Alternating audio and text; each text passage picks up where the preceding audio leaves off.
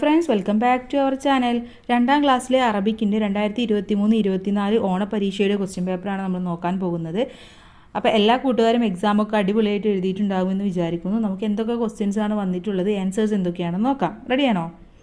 ഒന്നാമത്തെ ക്വസ്റ്റ്യൻ എന്ന് പറയുന്നത്, ഓണാഘോഷത്തിനായി സ്കൂളും പരിസരവും അലങ്കരിക്കുന്നതിൻ്റെ തിരക്കിലാണ് രാജുവും അലിയും മറ്റു കൂട്ടുകാരും.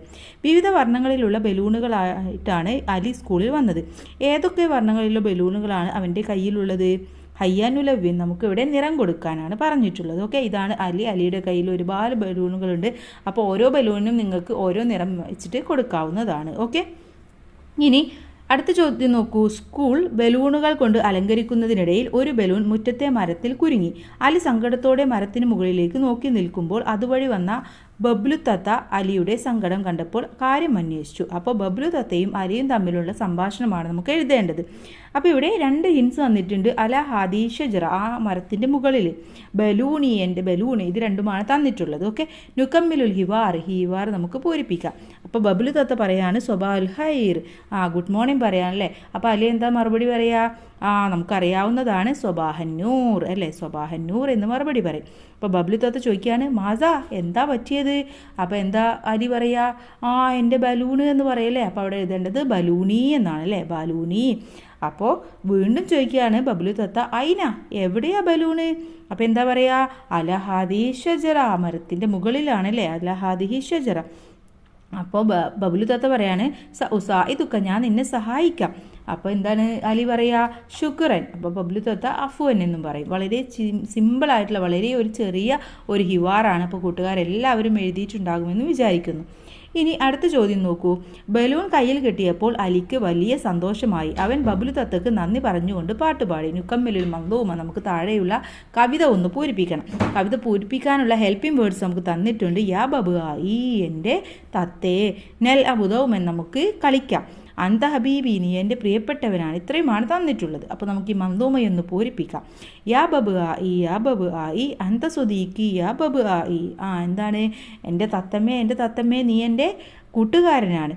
പിന്നെന്താ അടുത്ത വരിയിൽ ഒന്നും എഴുതിയിട്ടില്ല. നമ്മളവിടെ എഴുതേണ്ടത് യാ ബബു എന്ന് തന്നെയാണ്. യാ ബബു അൻത ഹബീബി. അവിടെ നമ്മൾ അൻത ഹബീബി എന്നുണ്ട്, അതെടുത്ത് എഴുതിയാൽ മാത്രം മതി. അൻത ഹബീബി യാ ബബു. പിന്നെ അടുത്ത വരിയോ? യാ ബബു ശുക്രൻ യാ ബബു യാ ബബു നെൽ അബുദൗമൻ യാ ബബു നമുക്ക് കളിക്കാം. അപ്പോൾ ഇങ്ങനെയാണ്. ഇത് ഓരോന്നും ഇവിടെ എടുത്ത് എഴുതിയാൽ മതി. വളരെ സിമ്പിളാണ്.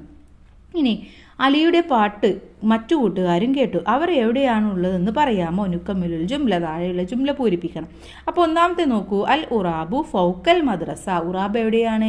ഫൗക്കൽ മദ്രസ. നമുക്കറിയാം ഫൗക്ക തെഹ്ത്ത എവിടെയാണ് ഉപയോഗിക്കേണ്ടത് എന്നൊക്കെ നമുക്കറിയാം അല്ലേ.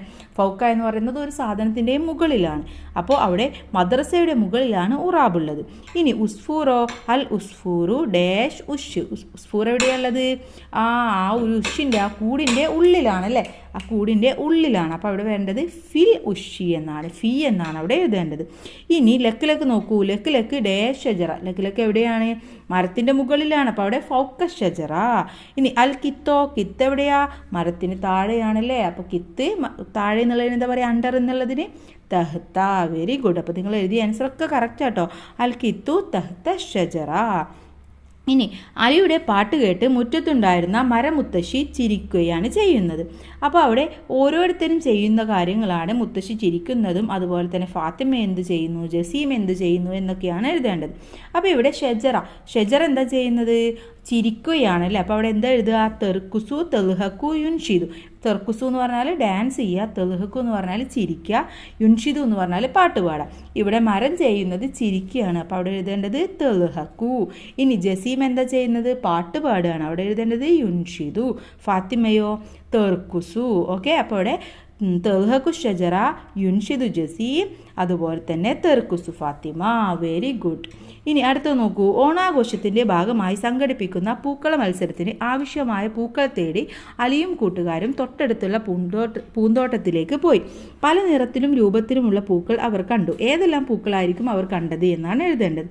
നുലാഹിലു വനക്തുബ്, നമുക്ക് നിരീക്ഷിച്ച് എഴുതാം. ഒന്നാമത്തേത് എന്താണ്? ജൻബക്ക് ആണല്ലേ. ജൻബക്ക് ഏത് നിറത്തിലാണ്? ജൻബക്ക് അസ്ഫറാണ്. അപ്പോൾ അവിടെ ജൻബക്ക് അസ്ഫർ. അടുത്തത് നോക്കൂ, അടുത്തത് ഏതാണ്? ഫുല്ലാണ്. ഫുല്ല് ഏത് നിറമാണ്?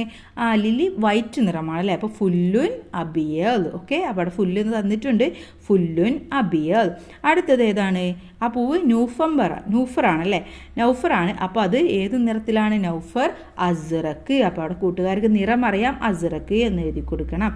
അവസാനത്തെ നോക്കൂ, വർദ്ദാണ്. വർദ്ദ് നമുക്കറിയാം അഹ്മറാണ്, വർദ്ദുൻ അഹ്മർ. വളരെ സിമ്പിൾ ക്വസ്റ്റ്യൻ പേപ്പറാണ്. അപ്പോൾ എല്ലാ കൂട്ടുകാർക്കും ഫുൾ മാർക്ക് തന്നെ കിട്ടിയിട്ടുണ്ടാകുമെന്ന് വിചാരിക്കുന്നു. അപ്പോൾ എല്ലാ കൂട്ടുകാർക്കും താങ്ക്സ് ഫോർ വാച്ചിങ്.